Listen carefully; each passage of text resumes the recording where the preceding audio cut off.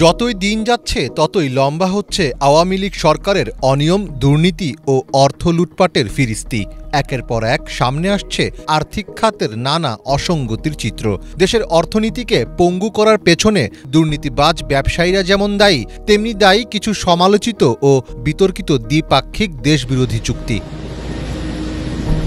গেল ৫ আগস্ট ছাত্র জনতার অভ্যুত্থানের মুখে ক্ষমতা ছেড়ে ভারতে পালিয়ে যান স্বৈরশাসক সাবেক প্রধানমন্ত্রী শেখ হাসিনা। এরপর থেকেই তার নানা প্রশ্নবিদ্ধ কর্মকাণ্ডের খবর উঠে আসছে সংবাদ মাধ্যমগুলোতে। এর মধ্যে অন্যতম ভারতের বৃহৎ কোম্পানি আদানি গ্রুপের সাথে বাংলাদেশের বিদ্যুৎ ক্রয় চুক্তি, যা নিয়ে ব্যাপক বিতর্ক আর সমালোচনা চলে আসছে টানা কয়েক বছর ধরেই। সম্প্রতি বাংলাদেশের সঙ্গে আদানি গ্রুপের বিদ্যুৎ বিষয়ক চুক্তি নিয়ে ভারতীয় এক বিশিষ্ট সাংবাদিকের তথ্যবহুল বিশ্লেষণে তোলপাড় চলছে সামাজিক যোগাযোগ মাধ্যমে। আদানির বিদ্যুৎ প্রকল্প আসলে কার স্বার্থে করা হয়েছে, কী রহস্য এর নেপথ্যে, এমন অনেক গুরুতর বিষয় উঠে এসেছে এই বিশ্লেষণে। ফাঁস হতে শুরু করেছে চাঞ্চল্যকর সব তথ্য।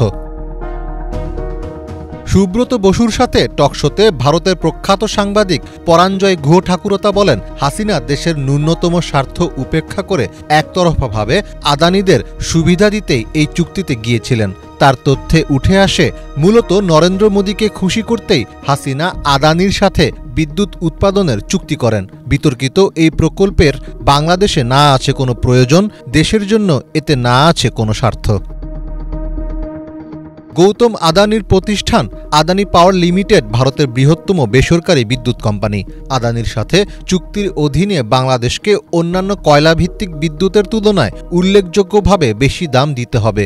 যদিও এসব কয়লা যথেষ্ট নিম্নমানের। এসব কয়লা অস্ট্রেলিয়ার আদানি মালিকানাধীন খনি থেকে ভারতের একটি বন্দরে সরবরাহ করা হবে, যা ঝাড়খণ্ডের গোড্ডা প্ল্যান্টে পাঠানো হবে। এরপর সেখান থেকে বিদ্যুৎ আসবে বাংলাদেশে। ২৫ বছর মেয়াদী এ চুক্তির মাধ্যমে মুনাফা বৃদ্ধির বিশেষ সুযোগ নিয়েছে ভারতীয় কোম্পানিটি।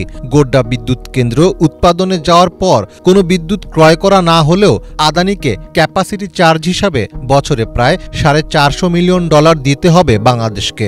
অর্থাৎ ১ কিলোওয়াট বিদ্যুৎ উৎপাদন না করেও বাংলাদেশকে ১/৩ খরচ আদানিকে দিতেই হবে। আদানিকে দেখা হয় মোদির অর্থদাতা হিসাবে।